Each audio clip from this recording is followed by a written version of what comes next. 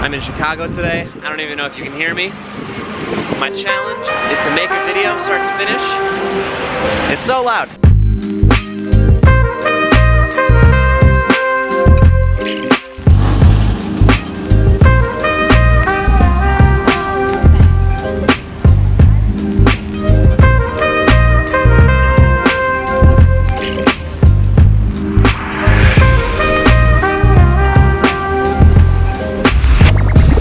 Talk about is how intensely human the experience of being in a giant city is. I haven't spent multiple days at all in Chicago ever. I've just been here and there as a kid. What I noticed right away is when you're not doing something, the pressure to be doing something is a lot, and just there's so much going on, so much stimulus. It's not that I'm obligated to do anything, but like subconsciously I just feel more stressed than I am when I'm in smaller environments like where I live. I mean, it's still a city that's busy, but it's just, you know, orders of magnitude smaller.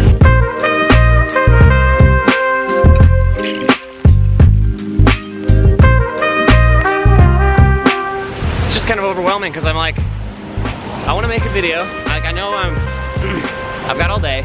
I know all I want to do is like sit down and talk to the camera for a bit, make a video, but it's like this place is so huge and amazing, stimuli everywhere, that it's hard to like sit down and get a plan and actually do something, you know? And you always, I feel like everybody says this, but you never know how weird it is to be talking to a camera in public until you do it. But I'm down for the cause. It's happening.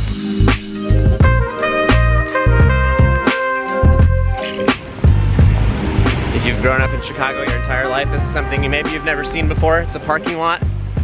This is a place where cars can just come and park, and there's space for it, and it's just empty concrete the cars can park in, believe it or not.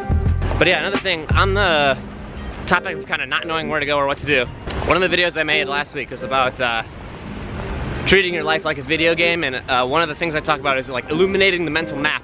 Like in a video game, when you're walking through the fog, clearing away the fog so that you know where to go when you look back on your map in the past, and like having that concept in your brain. The area I'm in right now is vast, amazing, and expansive, but it's totally black. I don't know where to go or what to do to accomplish my quest, and that makes it stressful. But it's the thing about going to a new place.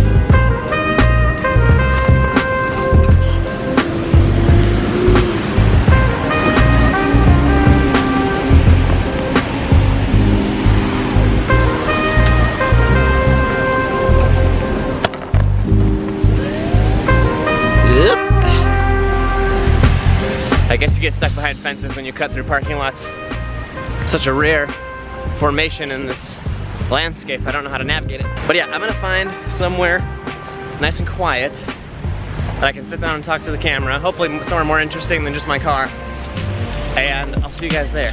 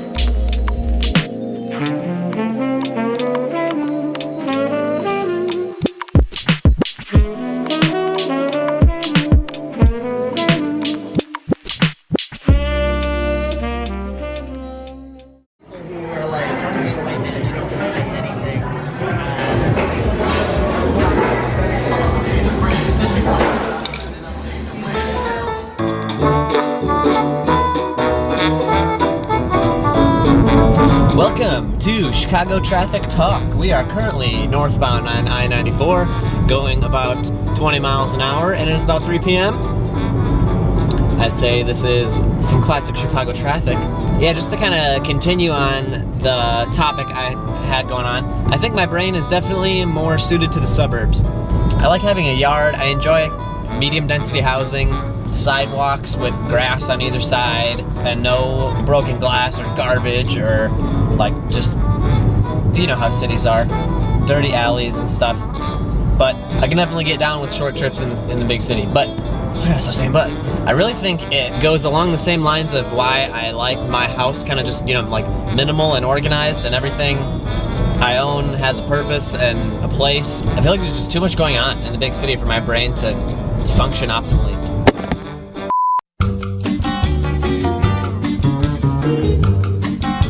But different strokes for different folks, you know? One thing I will say is, on a busy, crowded city street, you can fart at will. Like, no one will ever know that it was you. But no, you can rip it, my dude. It's always apparent to me in big cities as well.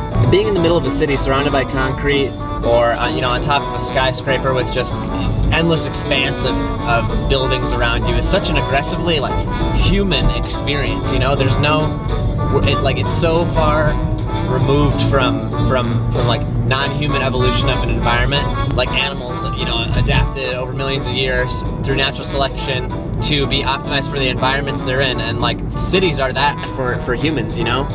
Aggressively human and removed from nature. And the nature that does exist in big cities is interesting to me, because it's so intentionally placed where it is and how it is, all of it. You know, it's like a city chose to spend money on grass and trees and benches like in a certain area for the purpose of inserting nature in that area, you know? And yeah, so it's interesting to like see the choices they make and like where they put stuff, and it's cool to enjoy those places.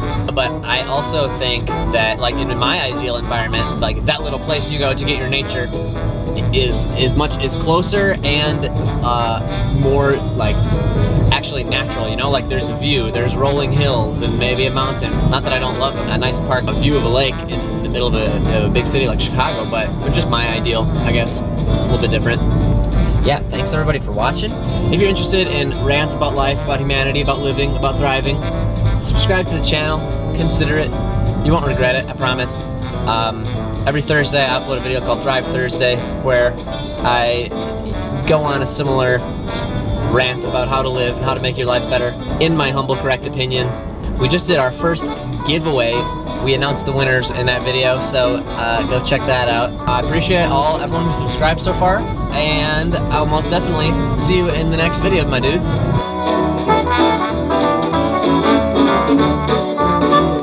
Let me give you a tip right now. If you are ever in a situation where you're handing cash and coins to somebody, always, always, always, always, always, no ifs, ands, or buts, hand them the coins first and the bill second. Next time you get change from a cashier, and 95% of the time, they hand you a piece of paper money, then the coins. And this baffles me, absolutely baffles me, because it is so much easier to drop the coins into your hand, grab them, and now I'll grab my piece of paper, right, like this. Instead of, oh, here's your piece of paper, now good luck balancing 6 little tiny pieces of metal inside it.